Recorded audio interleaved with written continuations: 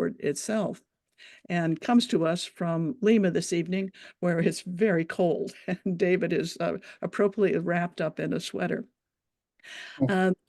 Liz Klarich has been a member of the Chijnaya board since 2018, but she has been working in the Altiplano region as a practicing archaeologist since her undergraduate years. 1994 was the first year when she was still an undergraduate at the University of Chicago, when she goes up to the Lake Titicaca Basin, and she has been productive member of the scholarly community in Peru and an archaeologist of great distinction from that point on. She did a graduate work at the University of California in Santa Barbara, and while there developed her dissertation project, which is based on Pucara, which is the site that she'll mention again this evening, just outside of Pucara. She began her work there in 2005, and her major interests have been the sources, the origins of urbanization.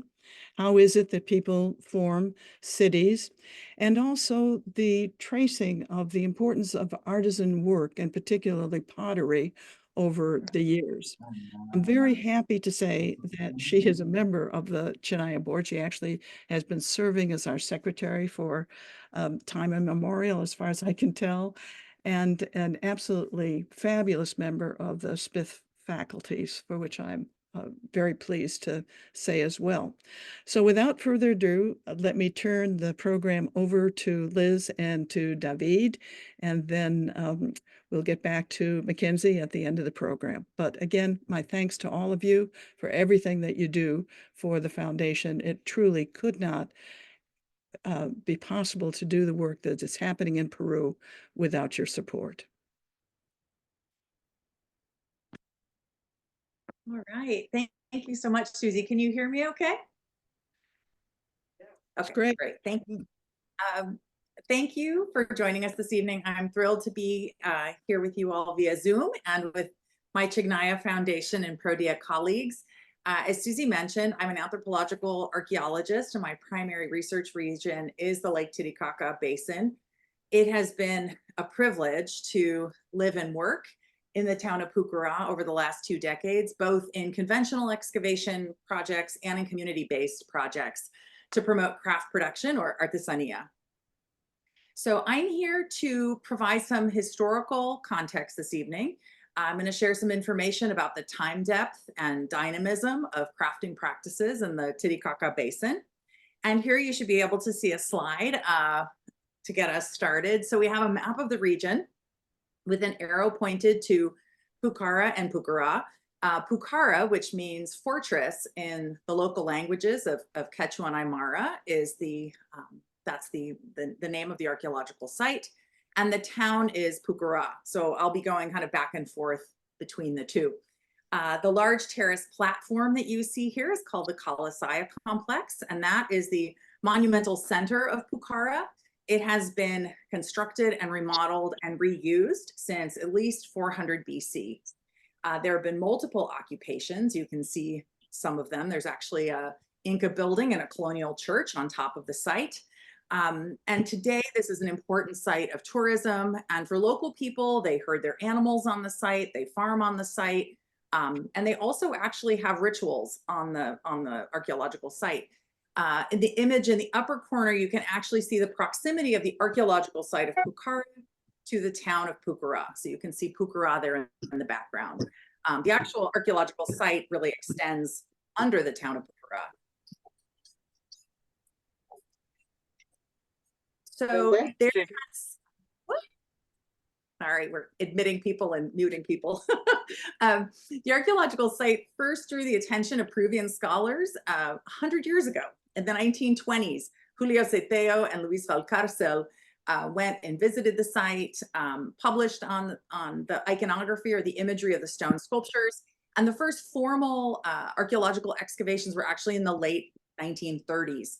And here you can see a timeline of the different projects from the 20th century, from the 1930s into the 40s, 50s, 60s, and then a major restoration project for tourism from the mid 70s into the early 1980s. And so what these projects have established was really the size and the layout of the site, its various occupations, and as I mentioned, this reconstruction project or restoration project. And then since 2000, we began our project. I have a number of co-directors, both from the US and Peru. And we've done a combination of survey, mapping, and excavations in various areas of the site. Our research is focused on monumental architecture and how it's shifted over time and used by different populations. We've also looked at residential architecture, so houses. And then we're also quite interested in how crafts were produced in this early urban center. Starting in 2010, so the end of that timeline, or most recently, we've been working on something called Proyecto Artesanía, which means the clay project. And in this, we've been integrating archaeological, historical, ethnographic, and actually geological information to try and understand how populations have used clay sources over the last 2 millennia, and what we can learn about social and economic and political relationships connected to these clay sources.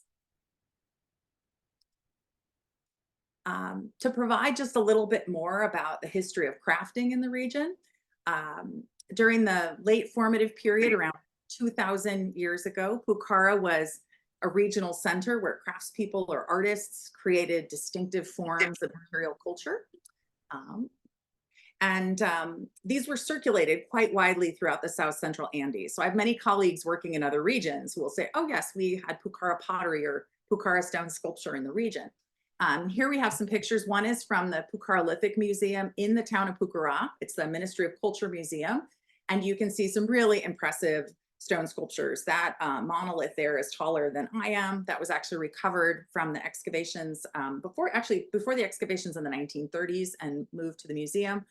On the other side of the slide, you see some copper metal objects that are in the collection of the Harvard Peabody Museum in Boston, Massachusetts. And those were excavated from the Central Sunken Court in the 1930s. So we don't know very much about metal production. We know there's a little gold, a little silver, a little copper, much less than in other regions. But we also know quite a bit about stone sculpture. We know quite a bit more, I would say, about ceramics and textiles from this period. They were rich in iconography or imagery, used in ritual, and again, circulated widely. Here we can see some Pucara decorated, an example of a Pucara decorated ceramic from the Archaeological Site Museum. This is a incense burner or incensario. It's about, I don't know, about that tall. They were incised, so the designs were drawn on and then painted in a number of different polychrome, mineral pigments. And here we can actually see one with a cat on it. So these were ritual objects. Next to that, we can see a textile. There aren't really no textiles from Pucara recovered in the Highlands because of the weather. This is actually from the coast where you get better preservation of organic materials because it's so dry. And here you can also see this very intricate design. These were produced with camelid fibers, llamas and alpacas, and then they would have been dyed with plant or mineral dyes. And then you can see a little cat next to them. Both of these, the pottery and the textile, have examples of a gato andino or an Andean cat on them. This is a very popular image in Pucara pottery. And I recommend you go Google it. They're fascinating creatures. They're endangered species, still distributed through Peru and Chile and Argentina. They're actually documented to be some of the best hunters of all felines at a global level. And so it's not surprising that they were showing up all over the ritual objects from this period. People often ask, how do we actually study craft production as archaeologists? So I just want to talk about that for a few minutes. When we talk about ceramics, we're often looking at 3 main categories. We're looking at technology, style, and function. And so with technology, what we're trying to typically do is create what we call an operational chain, where we kind of trace the process from the procurement of the raw materials to the processing of those materials and the production of the finished goods, which of course include tons of different steps. With pottery, we're looking at everything from clay to the mineral pigments, to the different tools used, through firing. We also study style, so things like imagery, shape, colors. And then in terms of function, we're always looking at how were these objects actually used in the past? Were they jars or bowls or storage vessels? Were they used in ritual? Were they used in everyday? So for ceramics, these are the main things we approach. With textiles, it's pretty similar. We're always interested in what raw materials were used, typically camelid fibers in this region, so llamas and alpacas. Also the tools used for processing and production. And so if we're looking at this slide here, the first kind of two columns are related to ceramic studies.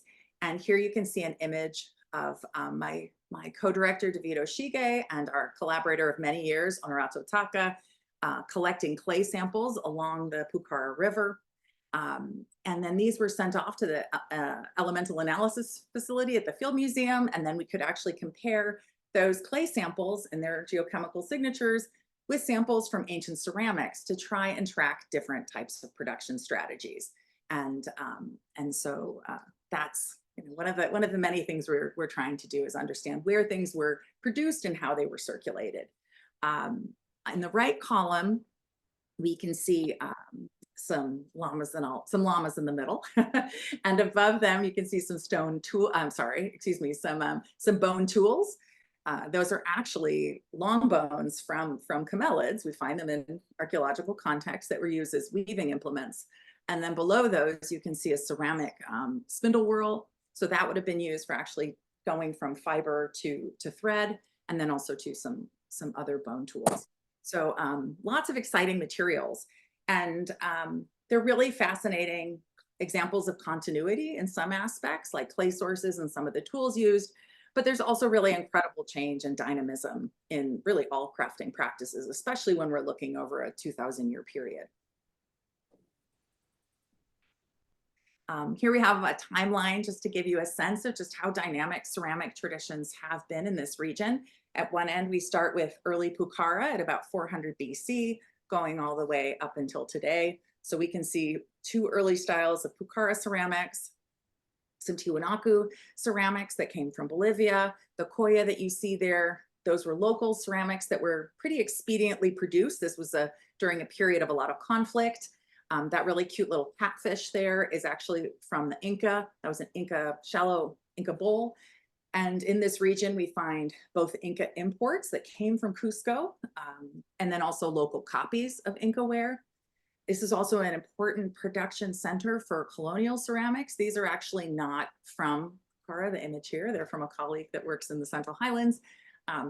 But this was, again, important production of maiolicas. And then we see those little toritos de Pucara, or those modern little bowls I'll talk about more in a minute. And so for our most recent years that we're studying, or the last few centuries, we can rely on oral histories, documents, and material culture. For the earlier periods, of course, we're relying primarily on material culture. So these dynamic traditions really do continue today. And then this is just an image to give you a sense of the diversity of ceramics being produced in this region today. Both utilitarian or domestic wares, things you'd find at home, versus decorative wares, which you probably also find at home, but might find in ritual contexts too. So up in the upper corner, we have cook pots or ollas with a clay stove. Those are produced in the area. Below that, you can see plaster molds, and those are actually for producing figurines. And plaster molds are very common in this region, or definitely in Pucara, and it really increases efficiency. Then you can also see a really neat fermentation vessel. That is a big vessel for making corn beer. And it was produced recently, but then it has an image from ancient Pucara pottery on it. It was given to me as a birthday present about 20 years ago. And then the last one is really the famous toritos de Pucara, or the bowls of Pucara. Here you can see how they're traditionally displayed. There's two of them up on a rooftop. They're symbols of prosperity. But most recently, they have been going on a world tour. So I thought I would include some images. They've actually traveled. This is a picture from the Peruvian embassy in New York. But they've also traveled to Washington, D.C., Atlanta, Montreal, Berlin, Dublin, Tokyo, Bangkok. They're all over the world. They're Peruvian ambassadors, they're calling them, of Artesanía across the globe. And they're really fascinating. And there's a publication available as a PDF if anyone's interested in seeing it. I'm happy to share it. Also, one of the things we've done is, in collaboration with local potters and weavers, we've worked with the Ministry of Culture at the Pucarolithic Museum to put together a gallery on contemporary craft production. So this highlights the importance of crafts in interregional exchange in these large markets, regional markets they have, the local economy, and also the global tourist economy. And then the last thing, just to wrap up so I can hand this over, is that through our work, particularly through our interviews with potters, we've really been struck by the overwhelming concerns about whether or not this 2,000-year-old tradition is going to remain a sustainable profession in the future. And so I just wanted to talk a little bit about some of the factors impacting pottery production today. Probably the one we've seen for the longest is the introduction of metal and plastic as very cheap alternatives. So artisans are looking to be more efficient to maintain profitability. Also, young people are leaving ceramic producing communities for both educational opportunities and for employment opportunities. And so, of course, it's a goal to make this a profitable career. And then the last kind of big category is includes things like climate change, which have shifted work patterns. This used to be a really highly seasonal productive strategy that's been impacted by unpredictable weather. The river and clay sources are also being impacted by pollution from mining. And political challenges have also impacted things like regional markets. Here we can actually see on one side a photo from, I don't know, goodness, probably 20 years ago that I took of the market in Pucará in July, where people come from absolutely all over the South Central Andes to exchange and purchase different goods. In the past, some of the solutions have been that government and non-governmental organizations have come in and introduced new programs to try and promote pottery production, but they did not always consider local conditions or resources and challenges of the area, and also the impacts of their programs on social relationships at a local level. It is not hard to find abandoned workshops, broken equipment, and unfinished projects from the last few decades.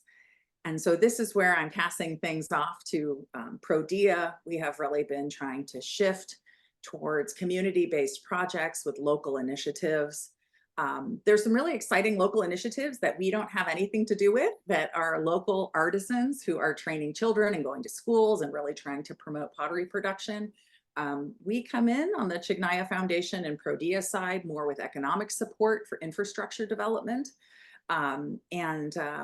you know, working with small groups of producers who with well-developed projects and years of experience working and living in the region. And so I'm going to hand this over to David Cajo now from ProDia to talk about some of these projects. So thank you. Well, thanks, Liz. Good evening to everyone. My name is David Cajo, and I'm part of the ProDia Association team. It's an honor to be here today to share with you the community development projects that we have implemented in collaboration with the Chijnaya Foundation. As Liz mentioned, the Altiplano region has a rich history and culture where crafts have always been a fundamental part of its identity. The ceramic and textile techniques developed by the local communities not only represent their cultural heritage, but are also a vital source of income for them. Puno often is considered one of the most poorest departments in Peru.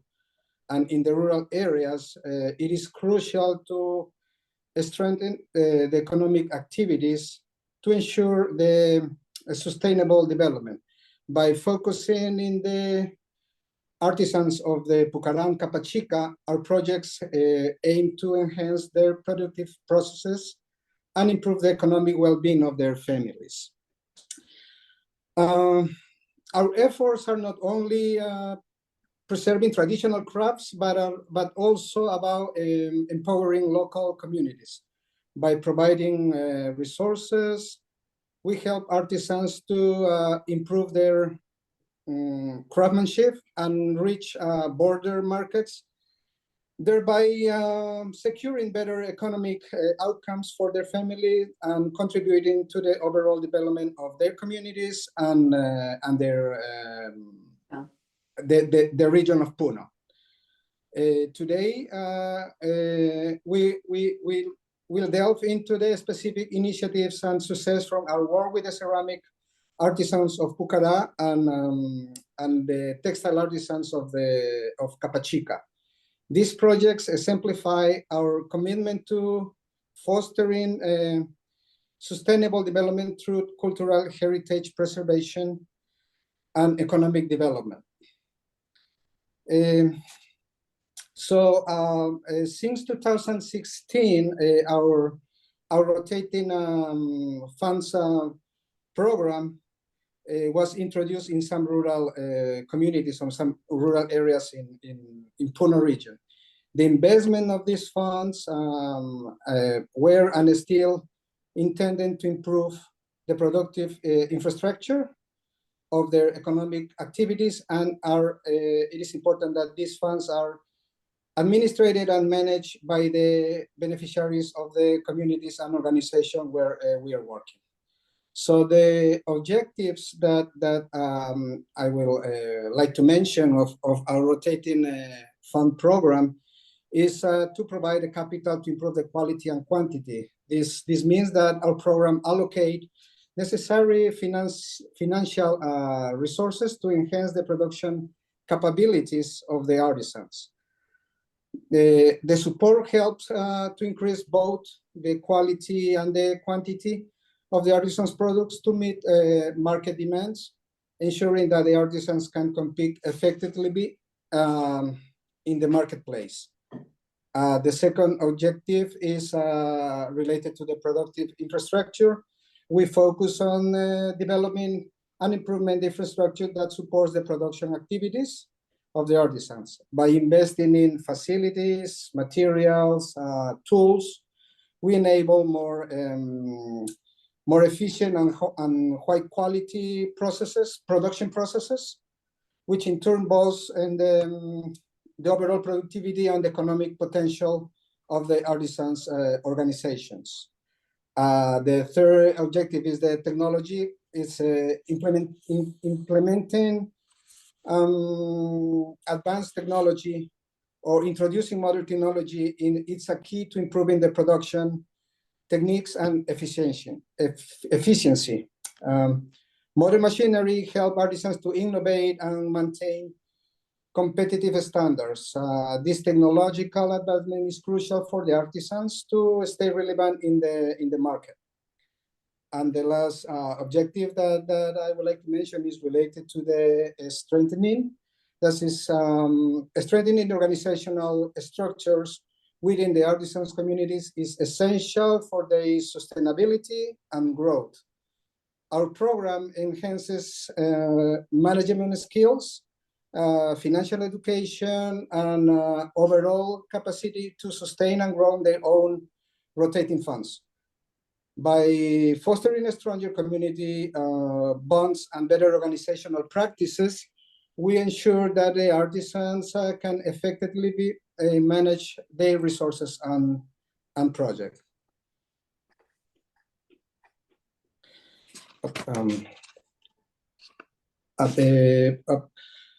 A previous, I can see that there. Thank you. Over the years, the network of the communities that work under the model of the rotating funds was increased.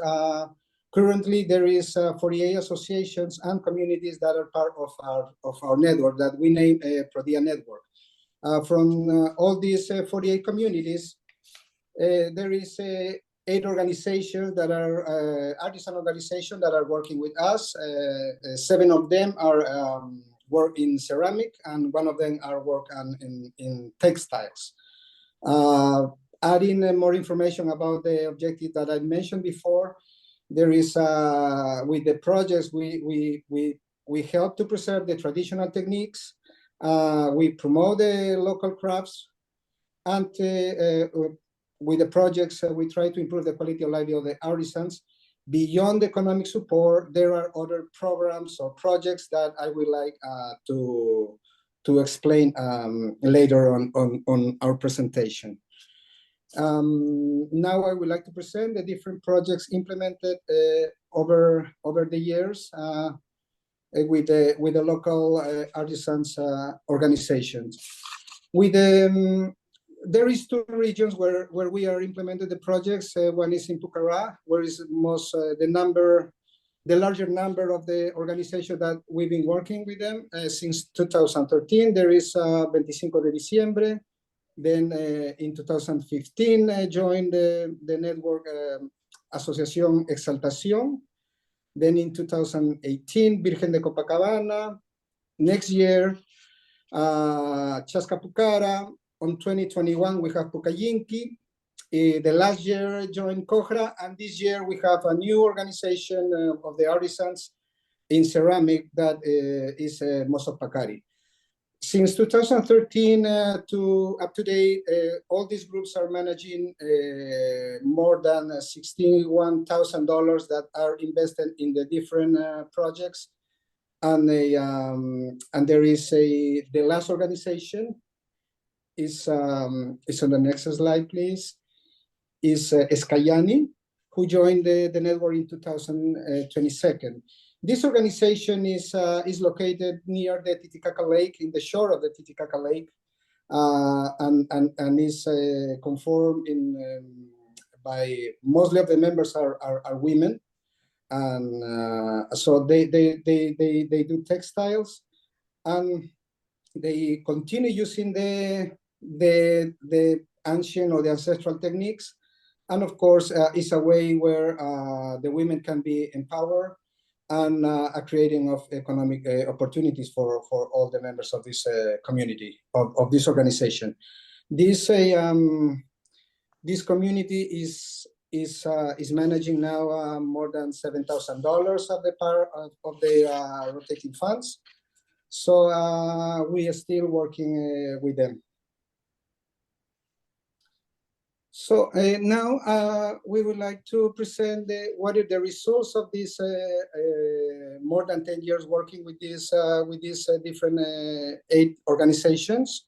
The first result is some projects was aimed to implement the construction of productive infrastructure. Like in the slide, you can see workshops. There are materials, providing materials, so they can build these workshops. They can have a better condition to prepare their work, their ceramics. Other project that we implemented is in the left side there is a roof. There is a roofing.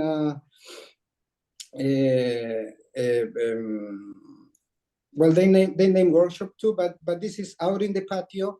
So with this, they can dry their products by the sun, but it is very convenient because during the rainy season it helps so their crafts don't get wet and helps with the drying. And in the other picture you can see the organizations the acquisition of displays of these vitrinas. So they can show what are the products that they produce for the people who are interested to buy the crafts or the ceramic. There is not only project related to the product to the infrastructure. There is some projects that are related to the acquisition of material, such plaster, paraffin, and paint for the crafts. So there is 2 different associations that they invest their funds in the acquisition of these materials for the production.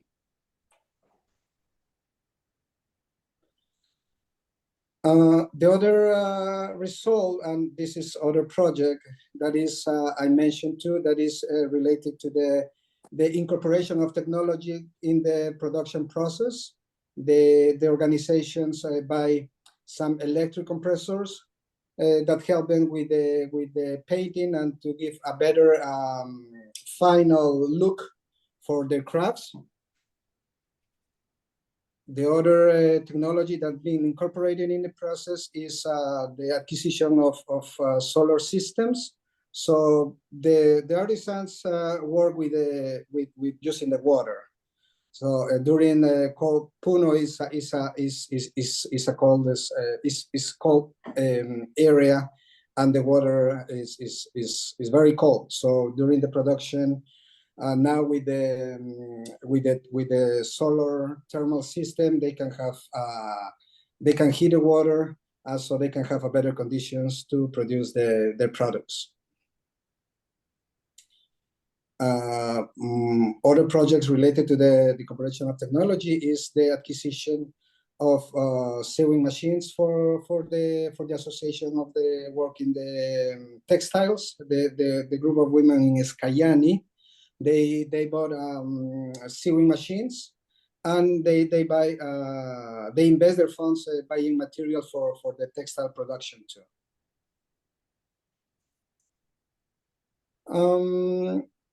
One other result is that we can mention is with the projects we strengthened the organizations, because the communal rotating fund model have become more complex due to the diversity of the economic activities and projects that are executed. The organizations we work with, from the moment that they join the ProDia network with approval of their project, they receive the funds. That they have more responsibility regarding to the administration, regarding to the control and the distribution of the money, and of course the recovering of the money. They have their own interest. They decide the payment times, what happened in case of there is a delay of the payment. So then that means that every single organization have their own way that they manage the rotating fund. Now they are more concerned about planning their investments in the future, and they assume new roles in the proper management. It is evident in this sense that much depends on their local members of the association in the good management and growth of their funds. But we continue as a ProDia providing the technical assistance and helping every year with the different projects. The other result that we can see is the economic improvement.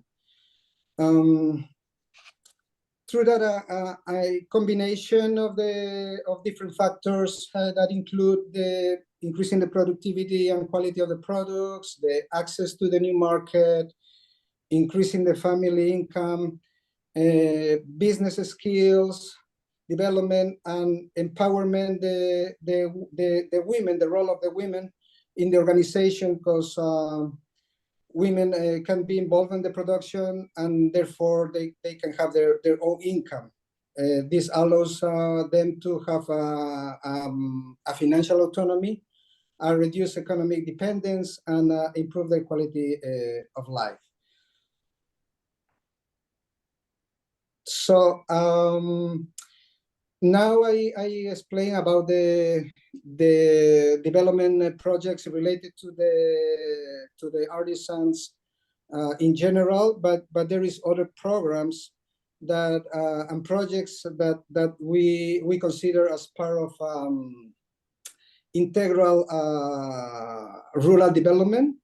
That is one of our programs, is the saving program, so the members can receive financial education on how they can manage and administrate their own rotating funds. But in the saving program, that they have they invest their own saving and distribute in the members of the group, so they can invest like in their own businesses, in education, in health, or in other emergency case. That's that other project that is part of the work that we are doing. There is health. So we have a dental program. The members of not only of the artisan organizations that I mentioned before. This is for all of our network. Provide dental assistance to the children of the school, and education in prevention, and promote the oral health for them. And we have a scholarship program. The members of our network, the younger child that are attending the university of the East and an institute, they can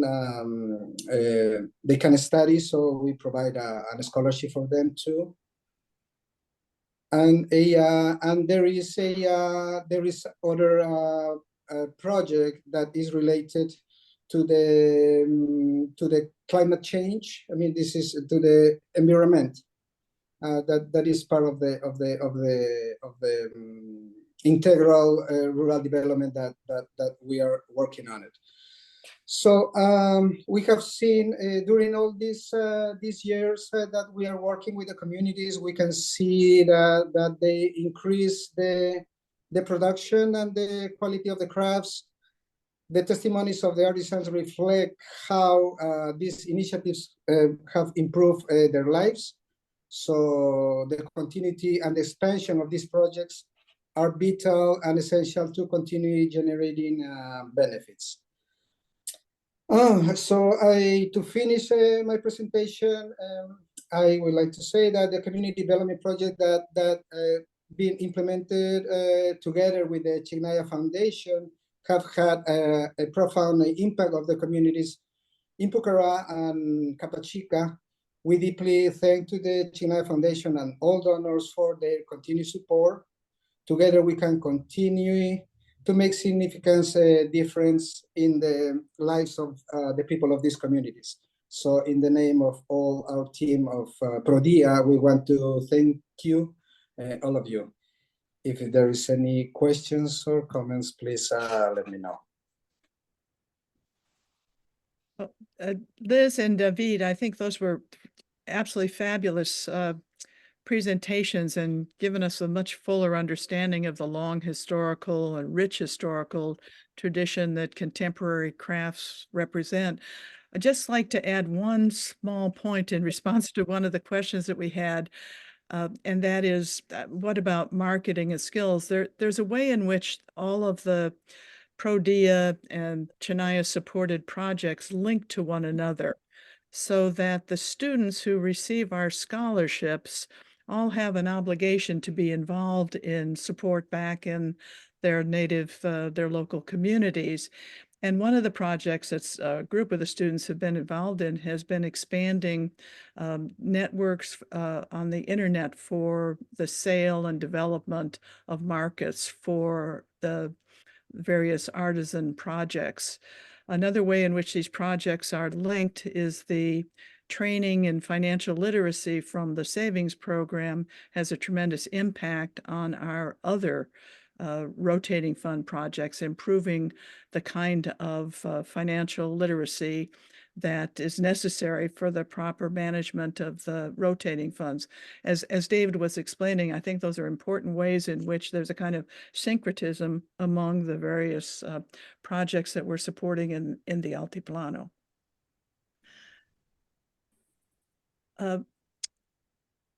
Were there any other questions that people would like to pose at this moment? If you can raise your little handle, the little hand on the mechanism, we could certainly entertain a question or two. And I'd also like to just add, I forgot to say this at the outset, but our next board meeting, is we hope to hold in Arequipa in Peru. And the meeting itself, where of course it's always open to any of our donors that would like to attend one of our annual board meetings, that meeting will be followed by a trip to the Altiplano to visit some of the projects. So if these pictures inspired any of you to think about joining us, you would be very welcome come January of 2025. Well, I'm not seeing any questions, so Makensie, I'm going to turn this back over to you. Great. With Thank you. with deep thanks to Liz and David for putting this together. Wonderful. Yes, I want to echo that gratitude to both you, Liz and David, for giving us this very insightful presentation. My name is Makensie Brown. I'm the Director of Operations for the Chijnaya Foundation, and we wanted to do something a little bit different than what we've done in the past. And when Liz had mentioned she would be giving a talk earlier in the month, we said, hey, why don't you do something like that for us too? Because I think one thing that I've learned during my year with the foundation is that there is such a wonderful group of experienced individuals with a variety of backgrounds. And truly the work that we do would not be possible without the support of all of these individuals. And I think it's always important to remember, similar to what Susie was saying, that the essence of our projects is that we want to surround the communities, understand them and their traditions and history, and come alongside them and support them in their vision for a sustainable future and for ultimate development. So I think hopefully this gives us an idea of some of the wonderful folks that are involved behind the scenes and how that very much plays part into which projects we decide to support and how we support them. I see that Joseph has his hand raised. If you'd like to either type it in the chat or feel free to unmute yourself and mention your question, we'd be happy to hear you out. Okay, I don't know, can Elizabeth hear me? Oh, Yes. thanks. Hi. Elizabeth, hi. I was wondering, in the new artifacts that are being made and produced, if they're using any of the ancient motifs that they've discovered in the archaeological digs. Yeah, it's a great question. There are definitely, there's kind of combos of things. There are actual replicas that people are making that are the forms and the colors and the imagery really that looks like it could have been made 2,000 years ago. And then there's a lot of really creative stuff going on where people are using elements of the imagery from the past in different forms with different colors in these kinds of transformative ways. So it's exciting. People are playing with the motifs in a lot of ways. And this is something we see not just in Pucará, but in a lot of Andean communities that produce ceramics today that have had these long traditions, that you see these kinds of hybrid materials come out of them. So it's really exciting. There is really a lot of creativity that we can see. So thanks for the question. And you also mentioned one of the animals that was going extinct or is extinct that was in one of the early potteries. What was the name of that animal? It's called a gato, so a cat, G-A-T-O, and then andino, A-N-D-I-N-O. The Andean cat, actually, if you Google it, you will find a number of ecologists primarily in Argentina and Chile who are studying Andean cats and fundraising to protect their environment. They, unfortunately, because they live up in these high areas, they're often in conflict with areas with mining, and also in areas where people are hurting their animals and often have dogs. And so you can imagine that dogs and cats, it's not great. And so, but there's really tons and tons of information out there on gato andinos. They're really quite beautiful with their puffy tails and their little black noses. Yeah, that's great. Thank you. David, I had a question for you. Can you hear me okay? Yes, sure. Yeah, in terms of your import export of of your materials that are being produced down there, do people run into export tariffs or import taxing and that kind of thing when they're transferred from one country to another?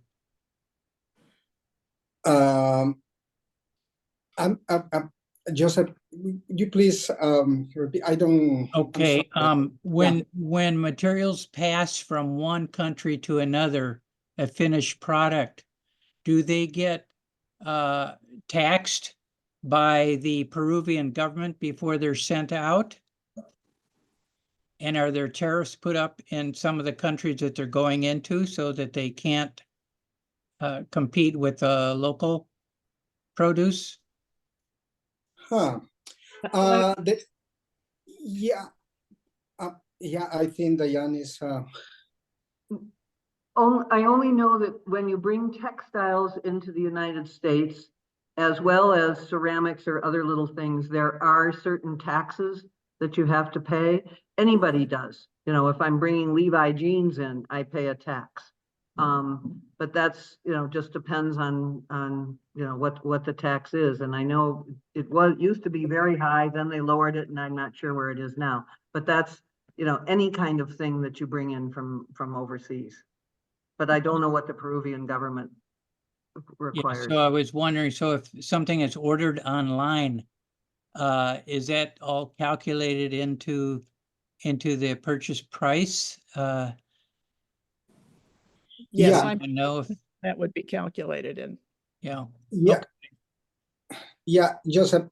This is one of our concern and part of challenging situation that we are facing now is to put all the businesses of these artisans online, because they are not online. They are just attending they have their own businesses in Pucará and José Domingo Choquehuanca. But they attend other local markets like in Puno or Juliaca, or there is some other main markets in Arequipa. So there is some very few that they are online, but we are working. There is a project of one of group of the becarios that they are helping them with the creation of their webpage, Facebook, and the digital marketing, especially now with the globalization. And if you're not on the internet, you don't have a lot of chances to compete with other businesses. So yes, this is part of the plan. So we are working on it. Well, thanks for your both of your answers. Thank you. Okay, Makensie, back to you. Great. Thank you, everyone, for your questions. And yes, I think we can all agree that this is a really interesting presentation, and will hopefully give you some more insight on kind of what our day-to-day operations looks like. And I think Debbie did a wonderful job touching on, we did choose to focus on our artisans that we support, but we do a variety of other projects. And one thing that I would like to announce is that we are starting a summer fundraising campaign in order to support all of our projects in their entirety, with a generous match that we were able to receive from some wonderful supporters. So this is our biggest match to date. So starting today, through the end of July, we are hoping to raise $100,000. And this is something that we know will be possible with all of your support.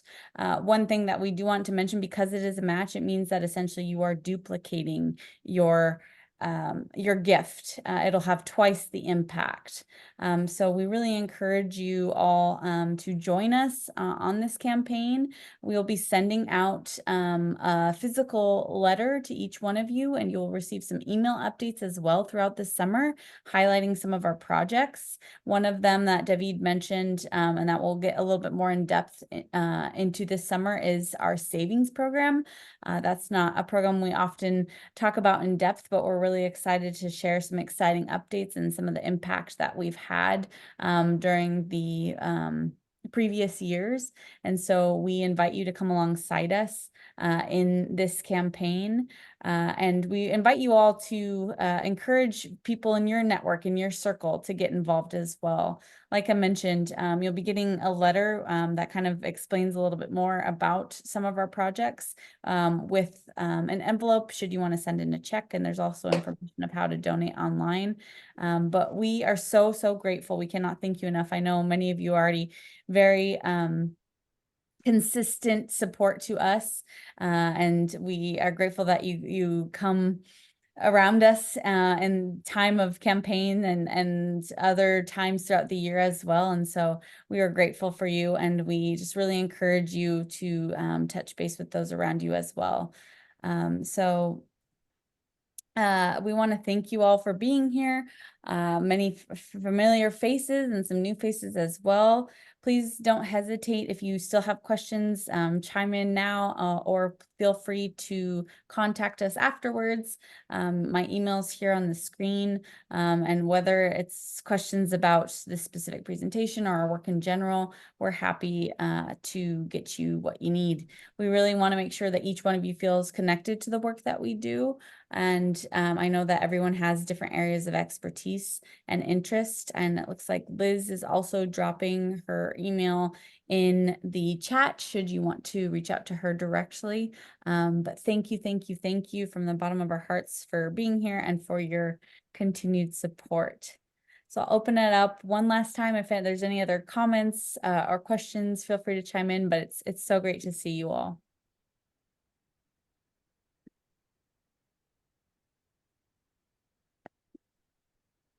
Anyone have any questions, or feel free to chime in and say hi. I know we don't always get the opportunity to be together virtually, but it's so great to see you all. I know, Ralph, it's got to be late wherever you are. And we've got the Bowers and Connie. We've got so many folks online. We're just so grateful that you're here with us. It's great to see everybody. I just, there was a very interesting question that Lori Sanders pointed out to me, and that is how many people are actually involved in craft production and in artisan production. You know, it's not only the people who are making the products, but it's those who provide the materials that help in the building. This is really quite a much larger network than just the individual artisan. So I think that's a very interesting issue, what a wide network it is to think about those craft items. And going back to Liz's point, even thinking about them as an essential part of urbanization and the building of central communities for ritual work. So it stimulated a lot of thinking for me. So I'm very grateful for it.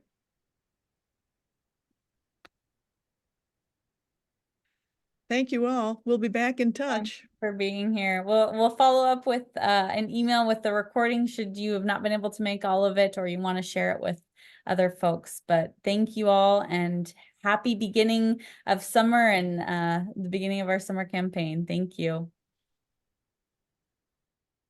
Thank you, everyone. Thank you. Thank you very Thank much. you. Bye, everybody. Bye, everybody. Very Take care. interesting Stay presentation. safe. Thank you. Great to see you all.